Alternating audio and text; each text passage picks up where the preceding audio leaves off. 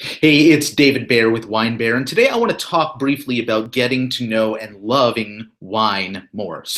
A lot of my clients and a lot of students I encounter ask me on a regular basis about the intimidation factor of dealing with wine in a restaurant, for example.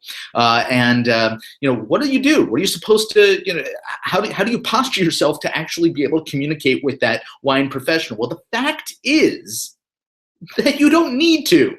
You can know and love wine simply by being yourself. So here's 3 really quick tips for you about how to effectively know and love wine. Well, the very first one is know some basic rules, but also know that the rules are meant to be broken. So, if you want to pair white wine with fish and red wine with, red meats, that's perfectly fine. That's the old school wine pairing standard. But know that it's okay to get outside of that comfort zone, that you can experiment with different flavors and different body weights to really find interesting pairings. Some of the best pairings that I have ever come across, some of those best food and wine experiences are way outside of that old school red with red meat and white with fish and chicken and not that sort of nonsense. So be okay with the fact that once you know the rules, know how to break them.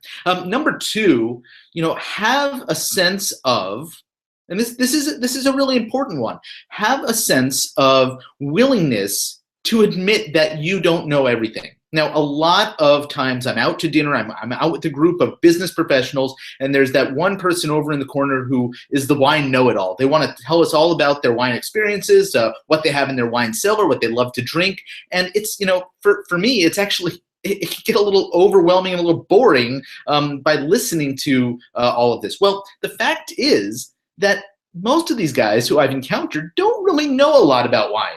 They just, have picked up a few famous label names and like to really, show off, impress people with what they feel is their wine knowledge. Well, the fact is that I'm far more impressed by somebody who is interested in admitting that they don't know stuff and wants to know more by asking questions. So if you find yourself in a situation where you're out with clients or out with a date, for example, don't posture talking about your limited wine knowledge as if you are a wine expert, but rather be humble. Go ahead and ask questions. It's okay, and in fact, you'll probably learn a lot more in the process, not just about wine, but also about yourself and your wine preferences. And that's a great, great position to be in.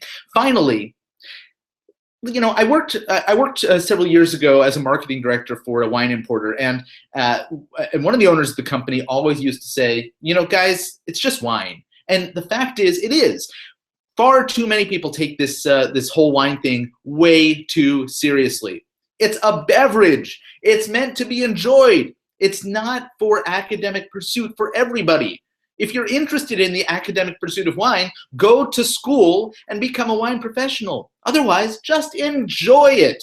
And as you are enjoying it, make mental notes about things you like, things you don't like, and that will enhance your experience going forward. But you don't need to know every sub-appellation of every wine-growing region and what grapes go where and all of this nonsense.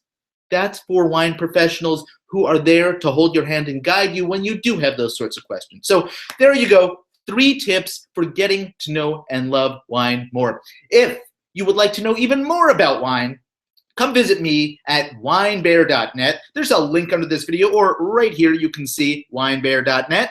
Go ahead and come on over, visit me. I'd love to help you learn more and enjoy more about wine. We'll see you there. Take care.